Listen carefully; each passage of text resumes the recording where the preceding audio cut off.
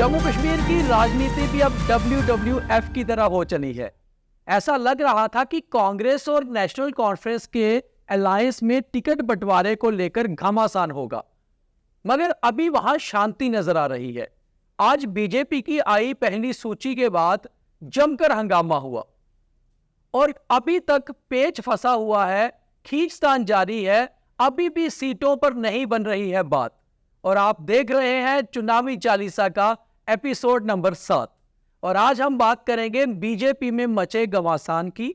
उसके बाद बात होगी नेशनल कॉन्फ्रेंस और कांग्रेस किस तरह नजर गड़ाए बैठी है बीजेपी पे, और आज शाम को आ सकती है कांग्रेस की पहले फेज की सूची। वहीं बात करेंगे बीज बिहाड़ा कश्मीर में बन रही है हॉट सीट। मेरे साथ मेरे सहयोगी पवन शर्मा और मैं हूं दीपक खजूरिया। चुनावी चालीसा आप देख रहे हैं और चुनावी चालीसा में मुझे लगता है आज आपको सबसे ज्यादा मजा आएगा, क्योंकि आज सुबह से आप हर जगह तकरीबन वीडियोस देख रहे होंगे बीजेपी के कैंडिडेट्स के समर्थकों का प्रोटेस्ट। कारण यह है कि करीबन आज 10 बजे बीजेपी ने पहली सूची जारी की। 10:30 बजे तक सभी मीडिया हाउसेस ने यह सूची के बारे में पूरा बता दिया था कि कौन सी सीट से लड़ रहा है। 44 कैंडिडेट्स की पहली सूची में कई दिग्गजों के नाम बाहर हो गए, जैसे farmer 2 deputy chief minister Kavinder Gupta और निर्मल सिंह को बाहर का रास्ता, फॉर्मर मिनिस्टर सुखनंदन चौधरी और साथी शर्मा को बाहर का रास्ता। ऐसे ही कई और नाम भी कटे, कई नए चेहरे भी आए, और जो नए चेहरे आए उनका नाम कहीं पैनल पर टॉप लिस्ट में था ही नहीं। तो फिर कल शाम को जो प्रधानमंत्री नरेंद्र मोदी की अध्यक्षता में बैठक दिल्ली में हुई, या तो वहां पर सही नाम पहुंचे नहीं थे या फिर सही नामों पर मोहर नहीं लगी। ऐसा नजर आया जब जम्मू में सूची आते ही बीजेपी के कई वर्कर भड़क गए। इतना ही नहीं, वो वर्कर दूर दराज इलाकों से बीजेपी के त्रिकुटा नगर दफ्तर में भी पहुंच गए। दफ्तर में पहुंचने के बाद नारेबाजी हुई और ऐसे में बीजेपी प्रदेश अध्यक्ष रविंदर रैना के लिए स्थिति इतनी मुश्किल भरी हो गई कि उन्हें अपने कैबिन से भी बाहर आने के लिए सुरक्षा कर्मियों की जरूरत पड़ी। तो आखिर चिंतन मंथन फिर हो रहा है। पवन जी, होगा क्या अब? देखिए, आज का दिन भारतीय जनता पार्टी के लिए अगर कहा जाए तो बैकफुट के लिए एक वो था कि जितनी आपने दमखम से मैदान में उतर रहे थे, आपने लिस्ट निकाली। लिस्ट निकालने के बाद आपने उसको वापस ले लिया। विरोध, ठीक है, जाहिर सी बात है कि विरोध तो होगा ही होगा, लेकिन इतनी जल्दी क्या थी? आपको अगर था ऐसा तो आप पहले फेज की निकालते, बाकी वाली बाद में निकाल देते। उसके बाद हंगामा होना शुरू हो गया। जाहिर सी बात है कि जो लोग ग्राउंड से जुड़े हुए हैं, जो भारतीय जनता पार्टी के पुराने वर्कर हैं, उनके दिमाग में तो एक चीज़ है कि भाई हमने इतने साल दरियां डाली हैं, हमने इतना काम किया है, अब आप जो बाहर से लोग आ रहे हैं आप उनको टिकट दे दोगे। लेकिन यहाँ पर भी एक पेच और भी है कि कुछ चीज़ें ऐसी हैं, हालांकि हम ये कह सकते हैं कि पुराने वर्कर हैं, उनको मौका मिलना चाहिए, लेकिन समीकरण विधानसभा के निर्भर करता है कि वहां पर इस समय क्या स्थिति है। जैसे जम्मू नॉर्थ की बात हो रही है, ओमी खजूरिया के समर्थकों ने जमकर हंगामा किया और उनका फर्ज भी था, जो वर्कर थे, और उनका हक भी बनता था प्रदर्शन करना, कि ओमी खजूरिया को वहां पर नजरअंदाज किया गया है। लेकिन जम्मू नॉर्थ के भीतर जिस समय जो जितना वहां पर एरिया जोड़ा गया है, जो वहां पर काम हुए हैं, उसे देखते हुए अगर कांग्रेस के साथ टक्कर लेनी है तो आपको वहां पर किसी कद्दावर नेता को ही उतारना था, और वो भारतीय जनता पार्टी ने श्यामलाल शर्मा को उतारा उसके भीतर।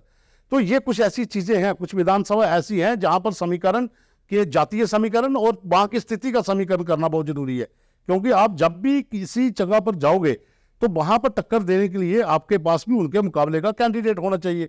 तो भारतीय जनता पार्टी से सबसे बड़ी गलती ये हो गई कि लिस्ट निकाली, फिर उसको गायब कर दिया, फिर आपने दोबारा से लिस्ट निकाली, वही लिस्ट निकाली, वही पहली फेज की है, और वो पहले फेज, तो आप पहले फेज की निकालते।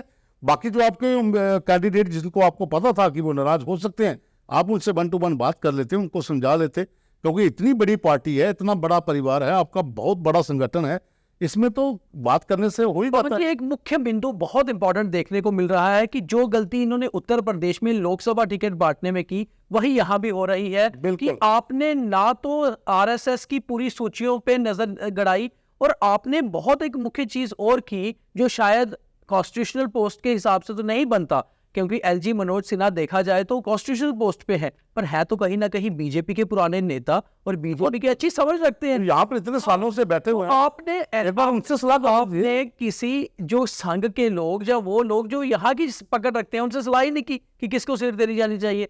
इस चीज के ऊपर जो है मुझे लगता है अभी बीजेपी को चिंतन मंथन करने की जरूरत है। मगर बीजेपी की आज जमकर खिल्ली उड़ी, ना केवल पब्लिक में बल्कि बीजेपी कार्यकर्ताओं में भी। यहां तक कि हमने दिन भर कई बीजेपी नेताओं से बात की, कई आरएसएस नेताओं से भी बात हुई। सबने यही कहा कि मान लीजिए आपने 44 कैंडिडेट की सूची जारी की भी है और आपको पता भी है कि हम किस किस नामों की सूची जारी कर रहे हैं, तो आप उस पैनल में जो वहां पर और दावेदार हैं उनसे पहले ही बात कर लीजिए। आप उनसे ये बात करके रखिए, उन्हें मनाकर रखिए। तकरीबन सियासत में ऐसे होता है कि एक सीट पर अगर 4 दावेदार हैं, जिसको टिकट देनी हो उसके अलावा 3 से बात की जाती है अलग अलग, उनको मनाया जाता है ताकि वो सीट पर साथ में चले। ऐसा होता है सियासत में। बिल्कुल सियासत में ऐसा होता है। और इस समय जो हालात जम्मू कश्मीर के हैं, आपके 10 साल के बाद चुनाव हो रहे हैं। 10 साल में आपके जो नेता ग्राउंड में काम कर रहे थे वो इसी उम्मीद में थे कि आप चुनाव होंगे तो हमारा नंबर आएगा, और उसके बाद आप उन लोगों को ले आते हो जिनका विरोध हो रहा है। ठीक है, जैसा मैंने पहले कहा कि कुछ जो विधानसभा है उनका जातीय समीकरण और स्थिति का आकलन करने के बाद पार्टी फैसला लेती है। लेकिन बहुत सी ऐसी विधानसभा हैं जहां पर लोग पिछले 30-30 साल से इंतजार कर रहे हैं कि हमारा नंबर आएगा। बहुत सी विधानसभा ऐसी हैं जहां पर आपने ऐसे कैंडिडेट दिए जिनके नाम का नहीं किसी को पता, और वहां पर जो ग्राउंड में काम कर रहे थे, जो युवा नेता होते थे, आप बुढ़ापे की ओर आ गए हैं, उनको मौका ही नहीं मिला। तो विरोध तो होना तय था। और सबसे बड़ी गलती एक और होगी कि आपने जब प्राइम मिनिस्टर के पास लिस्ट भेजी, जैसा आपने पहले कहा, क्या वो सही नाम थे जिन पे मोहर लगी? जहां बीच में से कुछ नाम वहां पर ड्रॉप किए गए, फिर बाद में जोड़े गए, तो शायद मुझे लग रहा है कि जो लोग वहां मीटिंग में बैठे हुए थे उनको भी पता नहीं था कि कुछ नाम जो है जो यहाँ पर हैं बाद में काट दिए जाएंगे।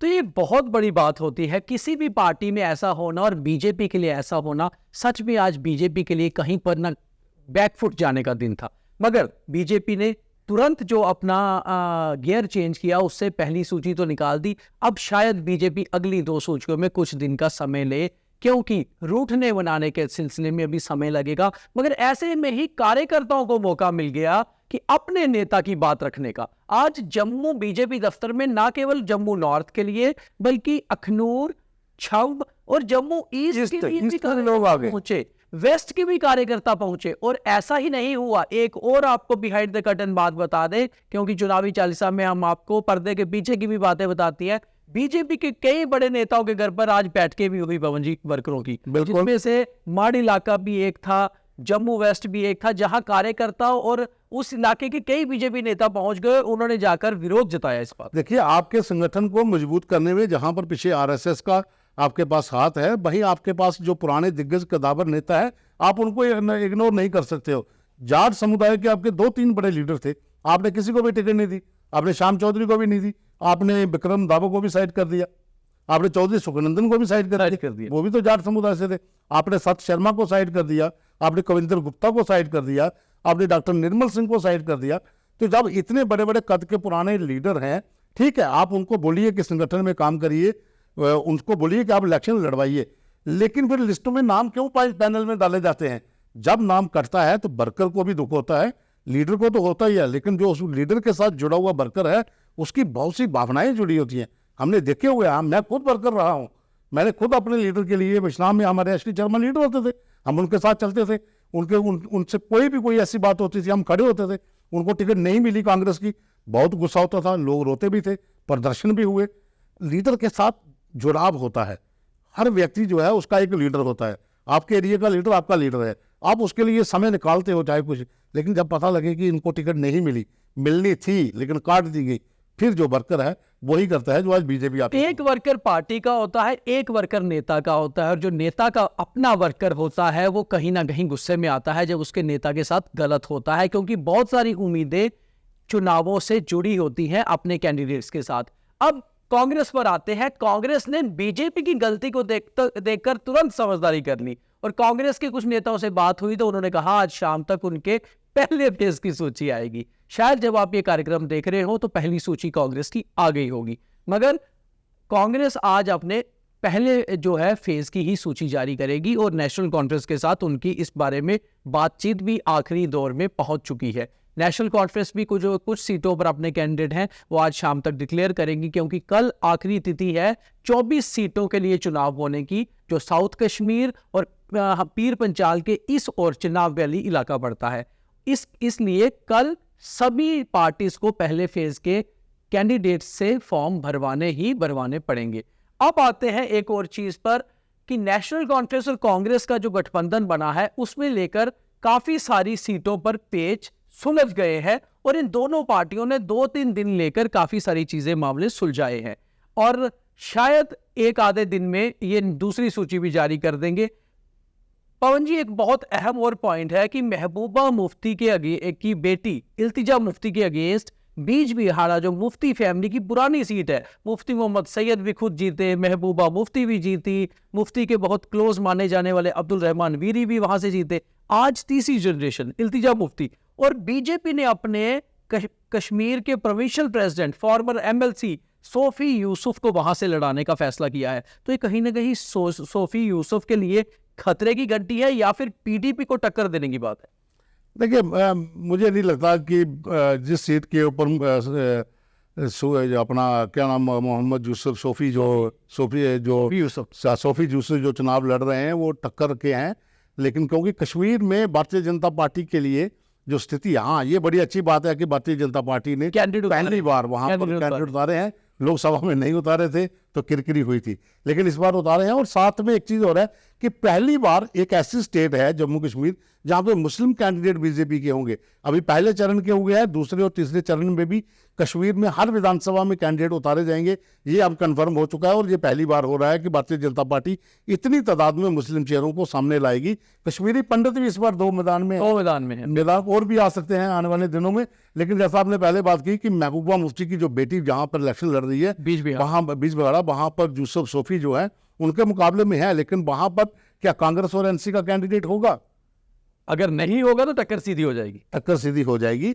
ये देखने वाली बात है, क्योंकि कहीं ना कहीं गुप्त तरीके से महबूबा मुफ्ती ने भी एनसी कांग्रेस को कह दिया है कि आपको आपके साथ हैं और आप उसी हिसाब से कैंडिडेट भी देंगे। क्योंकि पहले चरण की जो हमें, जैसा आपने कहा कि रिकॉर्डिंग करने तक हो सकता है कि वो हो जाए, मुझे लग रहा है कि 1-2 मिनट के अंदर हो भी गई होगी लिस्ट, आज आ गई होगी पहले चरण की। और नेशनल कॉन्फ्रेंस में जो बची हुई सीटें हैं पहले चरण की उनके तो अधिकांश हो ही चुके हैं, वो भी कर देगी। लेकिन हाँ, कश्मीर के भीतर के लिए आज कश्मीर में भारतीय जनता पार्टी ने जो कैंडिडेट दिए, दूसरी और जो एनसी और कांग्रेस के पेज थे वो भी क्लियर हो चुके हैं। लेकिन आज फिर वापस मैं उसी चीज पे आ रहा हूँ घूम के कि भारतीय जनता पार्टी ने जो आज गलती की थी उससे कांग्रेस ने सीख ली है। कांग्रेस इंतजार में थी कब कहां पर कौन कैंडिडेट आएगा, तब वो अपने कैंडिडेट उतारेगी।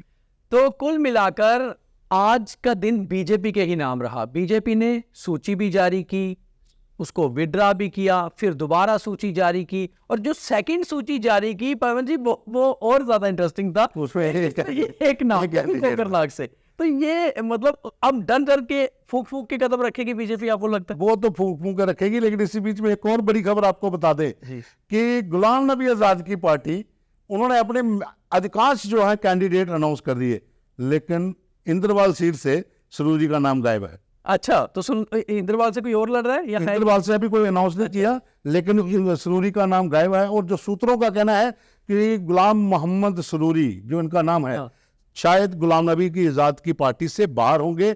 आजाद वहां पर कोई नया चेहरा ला सकते हैं, क्योंकि आजाद की पार्टी के सूत्रों का कहना है कि सुरूरी साहब ने लोकसभा चुनावों में भी पार्टी के साथ धोखा किया और उसके बाद तमाम जो पार्टी की विरोधी गतिविधियों में शामिल रहे। और ये आरोप वहां पर कह रहे थे, पार्टी सूत्रों का कहना है कि सुरूरी साहब को आजाद की पार्टी से नमस्ते हैं। हो सकता है कि इंद्रवाल से कांग्रेस इनको दोबारा वापस ना ले ले और इंद्रवाल में खड़ा जाते। तो ये बहुत अहम चीज देखने को मिल रही है कि खुद कांग्रेस से धोखा करके अलग होने वाले गुलाम नबी आजाद की पार्टी में और कितने गद्दार होंगे, क्योंकि बहुत सारे लोग वापस आ ही गुलाम नबी आजाद को छोड़ के अलग हो चुके हैं और वापस अपनी पेरेंट बॉडी कांग्रेस में जा चुके हैं। कहीं गुलाम नबी आजाद अलग थलग ना पड़ जाए, ये भी देखना होगा इस राजनीति में। मगर बीजेपी अब अगली सूची कब निकालती है, बहुत अहम होगा देखना। तब तक के लिए द न्यूज रूम 24 आवाज पर आप अपडेट्स देखते रहिए और चुनावी चालीसा को जरूर लोगों में शेयर करिए, क्योंकि अगर आपने दिन भर में कुछ मिस किया है तो चुनावी चालीसा देखकर आपको समझ आ जाएगा कि आज पूरा दिन जम्मू कश्मीर की राजनीति में क्या क्या हुआ, और चुनावी माहौल में वैसे ही सब कुछ इंटरेस्टिंग हो रहा है। तो मेरे सहयोगी पवन शर्मा जी और मेरे कैमरा पर्सन गगनदीप सिंह और अमित बसंत को इजाजत दीजिए। हमारी टीम आपको चुनावी चालीसा 1 अक्टूबर तक दिखाती रहेगी। बहुत धन्यवाद।